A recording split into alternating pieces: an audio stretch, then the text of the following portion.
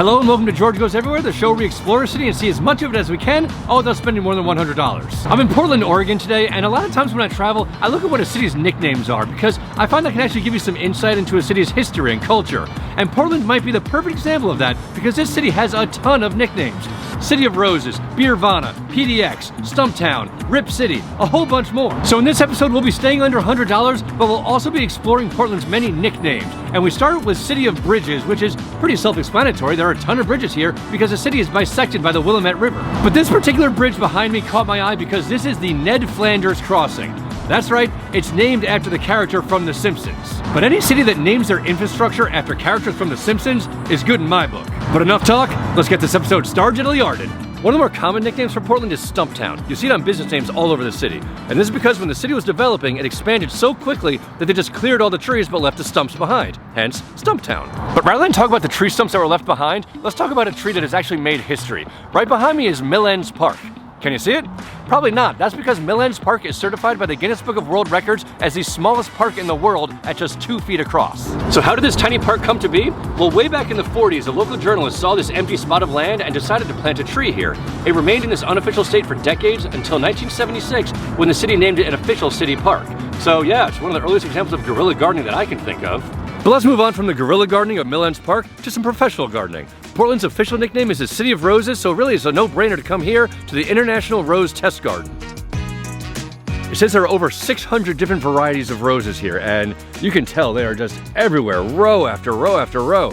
It is drizzling a little bit right now, but it's supposed to clear up later, so in the meantime, nothing I can't handle. This place is absolutely enormous, more roses than I've ever seen in my entire life, just in all different colors. Pink, white, yellow, multicolor. The silver lining of it being a little drizzly out, I have the entire place to myself, there's no one else here. Ow. Gotta watch out for the thorns. It's crazy how large some of these are. I mean, this one's as big as my hand. So while I'm here, let me address something that you may have noticed. I haven't spent any money yet, and there's a very good reason for that. Why? Rip City, that's why. What is Rip City? Well, it's a nickname for Portland, but more specifically the Portland Trailblazers NBA team. So the obvious thing to do for this one would be to attend a Trailblazers game, which I would love to do. Oregon has a reputation for extremely rowdy sports fans. Unfortunately, that could get a little expensive. I'm monitoring the resale market to see if prices come down a bit, but we gotta wait and see. So the time has come to actually spend some money, but it's on something good. See, Portland is one of the top craft beer destinations in the country, leading to the nickname Beervana. But I don't want to just visit a brewery, I want to play a little game with you. See, virtually every craft brewery has beers with silly, goofy names that don't actually relate to the type of beer it is, so I've invented a game around this called Craft Beer Roulette. It's where you choose your beer based solely on those silly, goofy names. So I'm here at Level Beer to play a spirited round of Craft Beer Roulette. And this is the kind of game that's more fun as a group, so I'll be playing with Portland locals Ashley Castellanos, Jasmine Briones, and Chris Petrellese. Chris and Jasmine are a local food vlogging couple who are always down to play an edge-of-your-seat thrill ride game like this. And Ashley is a native who shows people all the best places to eat in the Portland area. And to spice things up even more, we're gonna have Ashley pick our beers for us, so we don't even get to choose on our own. This is Craft Beer Roulette on the edge. Chris, you are going to do Game On. Okay. Definitely hoppy. An IPA? It's gotta be an IPA, right? It is the Double Northwest IPA. I try to stay away from IPAs because I can only have a little bit and then I'm like, but I really like this. Is that something you would order normally? Maybe like 5 or 6 years ago I would. Oh, yeah. But hops are a young man's game. Right. Yeah. I'm a little too old for that at this point. So yes, you got the Fatality 21. Okay, this does look like a Fatality. This is not something I would typically order at all. Woo-hoo! Oh my god, I taste coffee for sure. And what do you think it is? Is it just coffee? Is it? The description for this one says rich imperial stout aged in whiskey barrels. Do you want to try this? No. I'll try it. Oh wow, that's strong. Kind of like it though. I'll finish this if you don't want it. I don't want it. Okay. Well done. And George, I feel like this is meant for you. I'd like to speak to the manager. Ooh, okay, love it. Huh, that's pretty good actually. I usually like beers that are this color and kind of this type of foam. Let's see if you can get it, like as to what it is. I have an awful palate. I'm getting like it's like a stout Guinness adjacent kind of thing. It's actually a pumpkin latte ale. Pumpkin latte ale. Oh. If I saw a pumpkin ale, I would never order that. But this is actually pretty good, and that's kind of what I like about this game is that you kind of try things you wouldn't have ordered at any other time, and you kind of sometimes just pleasantly surprised. So before I head out, I have a quick update on the Trailblazers game tonight. Tickets are going down, but they're still not quite where I'd like to see them. I'd like to sit in the mezzanine, but right now I'd be in the upper deck, so we'll keep an eye on it. Fingers crossed it works out.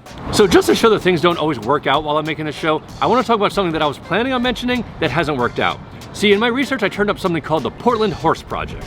All over the city, there are these metal loops in the sidewalk that were once used to hitch actual horses. But seeing as people no longer ride horses, the Portland Horse Project started going around and attaching little tiny plastic horses to these loops. And I think this is super fun. It's a guerrilla art project, just like Millends Park was a guerrilla gardening project. The problem is, I haven't found one of these plastic horses anywhere. I've found plenty of the metal loops, but no horses actually attached to them. But I still got plenty of the city to explore, so we'll see what happens. One of the more common nicknames for Portland is PDX. This, of course, is the call sign of their airport. Now, don't get nervous, I'm not taking it to the airport, but I would like to discuss something about that airport, and that is its carpet. Now, why would I want to discuss the airport's carpet pattern? Because this might be the most famous airport carpet pattern in the world. It's become something of a symbol here. People take foot selfies with it at the airport. It's used on all kinds of merch, from shirts to stickers to coasters to mugs, and that's amazing. I mean, show me another city with its own carpet pattern. It really makes me want to get some airport carpet merch. I mean, maybe a shirt or something, but I gotta save my money for the Trailblazers game tonight, so I really shouldn't. Or should I? No, I shouldn't. I shouldn't do it.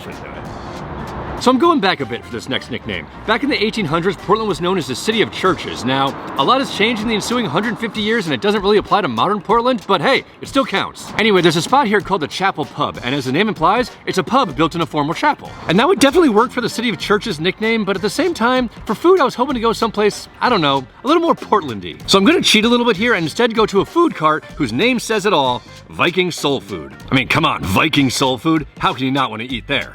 I ordered the Norwegian meatball lefse. Now, I've of course had meatballs before, but I've actually never had Swedish, or in this case, Norwegian meatballs before, so I'm curious to see how they differ. I didn't actually get any meatball in that bite. I'm getting there. Give me a second. Okay, finally got to the meatball. I'm using meatballs in like a marinara sauce or like a meat sauce. These are meatballs in like a caramelized cheese gravy, so it's kind of a whole different thing. They're also a lot tinier than what I'm used to, but they're really good. And not only is this more Portlandy because of the unique food, it's more Portlandy because it's a food cart. I mean, food carts are everywhere in this city. I mean, you can go to a pub anywhere, but when in Portland, go to a food cart. But it's a good thing I got a full stomach now, because Lord knows I don't have the budget for food once I get inside the arena. Speaking of which, it's time to make a decision about my tickets to tonight's Trailblazers game. The mezzanine is out of my price range, but I could get decent seats in the upper level with the money I have left. However, instead of doing that, I've decided to get worse seats so I can spend my extra money reigniting an old Portland tradition.